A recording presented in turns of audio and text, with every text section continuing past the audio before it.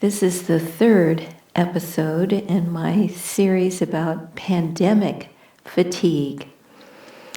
And I think it's even more irritating when the weather outside is so beautiful and we all just want to be out there and be together and laugh with our friends and enjoy this incredible early spring that we're having.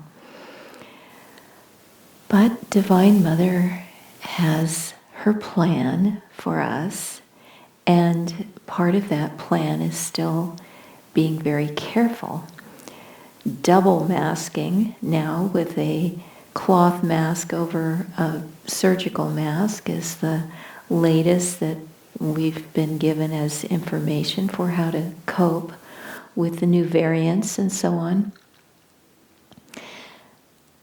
But we need to remember that we are human beings and social by nature. Some people are more social than others, but all of us have evolved, and from our ancestors forward, we are creatures that have adapted, which is very important to remember, and we have helped each other.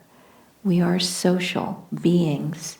And so as we cope with pandemic fatigue, it's important to remember that we need to consciously make an effort to connect with other people. Dharmadas has shared with me information he got about blue zones. These are areas in the world. There are books written about this.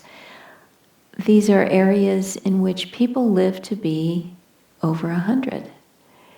I think one of the bylines for the blue zones is the people who forgot to die.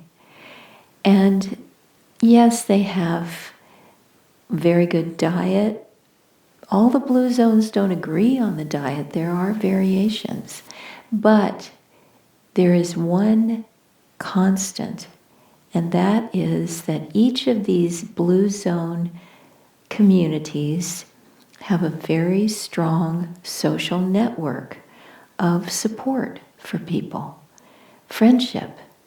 And studies have shown also that those people anywhere in the world, not just the blue zones, but anywhere, who have a strong community feeling in their lives, that sort of network of friendship, their health is better, their mental state is better, they're happier.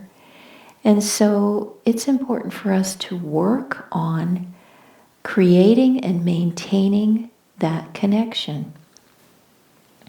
And that's one of the reasons that we do these videos every day, just to reach out to all of our friends in the Sangha of Ananda Sacramento and beyond, and try to share an uplifting consciousness. That's what friends are for.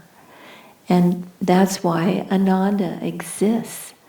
It exists to help people to have that social foundation of people around them who will help to inspire them and support them in spiritual endeavors. Community is very, very important to all of us. So what can we do? How can we do that? How can we create and support and maintain that connection? Well, the easiest thing is to pick up the telephone, to create a Zoom meeting with your friends, to participate in study groups. We have one here in Ananda Sacramento for all the Kriya Bonds. It's over 60 people in 3 different groups that meet to study different books written by Swami Kriyananda and Paramhansa Yogananda.